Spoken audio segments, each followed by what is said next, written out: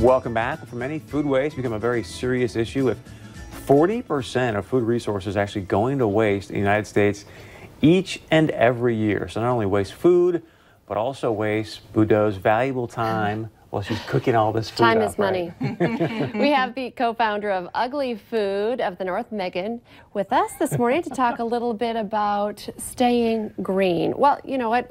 None of us mean to waste food. It sometimes just happens, right? Yeah, absolutely. We're all living busy lives, and as we're thinking about the decisions we're making and how we can keep ourselves on schedule, sometimes throwing something away or letting something go past its prime just ends up happening.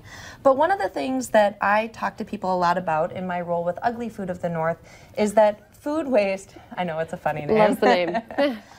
Food waste happens in a whole bunch of different places, but in the United States, the majority of food waste happens directly with the choices that we make every day, whether that be taking home leftovers or saving our food scraps or all sorts of different things. So it's really something that we can change with the actions that we take every day.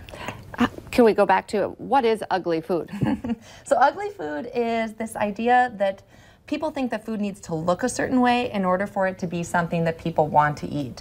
And there's a lot of food that doesn't look perfect, like this potato, which looks like a beautiful heart. And, I was going to say that's pretty good. Yeah, but this potato would not make it to the grocery store because it doesn't meet the cosmetic standards that have been established for how a potato should look. So this little indent here would have it move down a grade.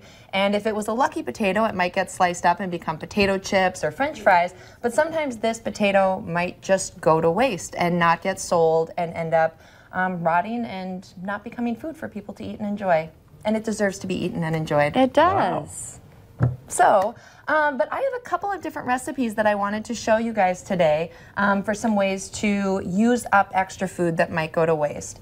And one area of things that might go to waste in the kitchen is some of the vegetable scraps that we end up in our kitchen when we are chopping up our vegetables. And a really simple way to use up those things is to make a simple vegetable stock. So, I know when I'm cooking at home throughout the week, I'll use a little bit of an onion or a little bit of carrot or a little bit of celery, and there's always scraps that go along with that. One of the best tips you can give to people is to keep a scrap bag in your refrigerator, and then when you end up with enough of these things, use it to make a vegetable stock. And I know I don't want to be making a vegetable stock on a busy weeknight, right? But on a Sunday when you're relaxing at home, it adds a nice smell to the air. It is just kind of something nice and leisurely to do. So all I'm doing is throwing these scraps into the bottom of this stock pot. In there is some celery, carrot strips, onions. This is bags of some of the peels from onions and garlic.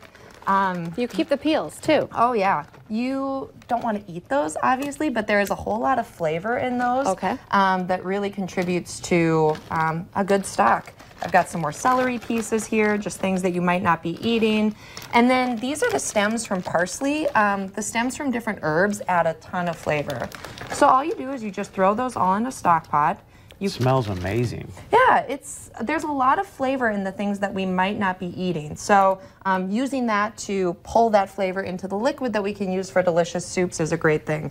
So all I'm gonna do is just cover this with water, and then we're just gonna let this sit and simmer on the stove 2 to 3 hours. It isn't something that you really need to be paying attention to. Just let it sit there, forget it.